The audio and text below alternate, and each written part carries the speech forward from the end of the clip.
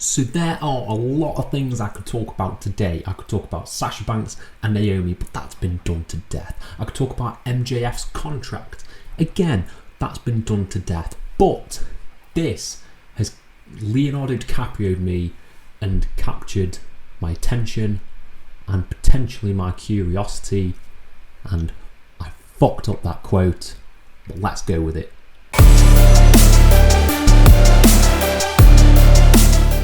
Hello and welcome to FTTR, I am Ewan McQuaid, and today we are talking about the Wrestling Entertainment Series event that has been announced.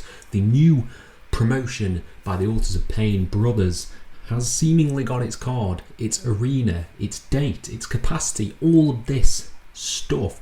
Now, I find this so intriguing. Now, why do I find this so intriguing? I find this so intriguing because it is Nottingham, the Motorpoint Arena. I have been there, and they are setting up what looks like a cluster of matches that have really captured my attention, especially considering it's basically happening down the road. But yeah, this show has got to sell out, well, could potentially sell out a 10,000 seat arena, which is mental. Absolutely mental to think, because there are a few matches on this card that have really piqued my interest. We'll talk about the main event at the end, but I'm going to run through the card and then I'm going to tell you some of these matches and what is happening and what is potentially going on with the Wrestling Entertainment Series. So on the pre-show we have got Dirty Dango, which is Fandango from WWE, versus, and I'm going to butcher his name, Valenzuela Jr., which is No Way Jose from WWE. And the other pre-show match is Mike Bennett versus Biff Busick. Only Lorcan versus Mike Kanellis from WWE. A lot of ex-WWE stars on this show. A lot of underutilized talent, which I do believe. And yeah, this pre-show could be a real standout, you know. I think No Way Jose in particular is doing some really standout stuff on Instagram. I really like that stuff that he's doing. And yeah, I'd be quite interested in seeing those matches. It's weird. I don't know what sort of shape this is going to take, because obviously they're doing a lot of dates across Europe and they're doing a couple of dates in the Middle East, I believe. I believe they've got deals going on there.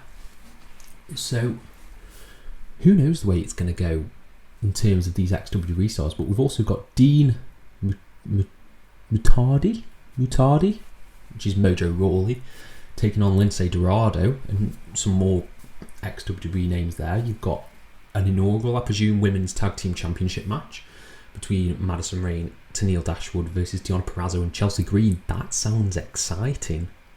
That match, the Influence versus Deonna Purrazzo and Chelsea Green, that could be really, really good. Really good. And then you've got Killer Cross versus Samurai Del Sol, which is Kalisto, versus Jonah, former Bronson Reed. Again, Jonah's been doing some great stuff in Progress, great stuff on the independent British scene, which, again, seeing him on a big stage would be quite fun.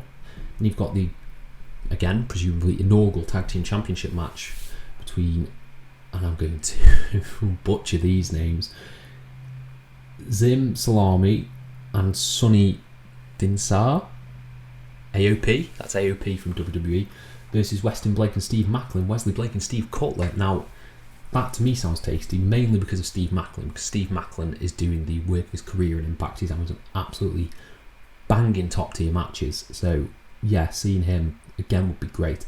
This one's got me a little worried. Women's Championship match. You've got Lena Fanny, I don't know how you pronounce her name. Fanene. Let's go with Fanene. Sorry, Nia Jax. But the former Nia Jax versus CJ Perry, Lana from WWE.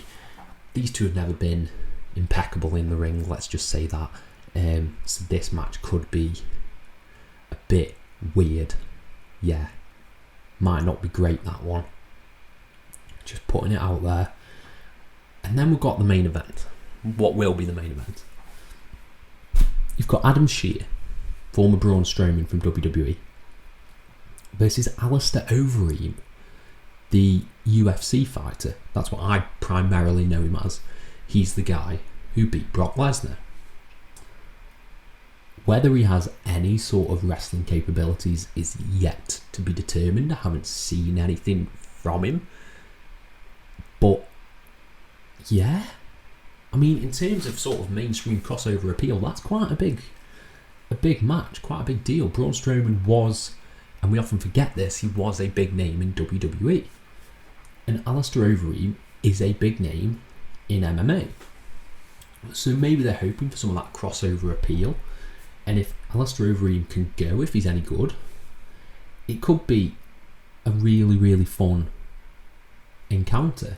If they sort of play off each guy's strengths, you know, Braun Strowman, Adam Shear's power and his, you know, what he was doing in the later stage of WWE, which is sort of more of the high flying stuff.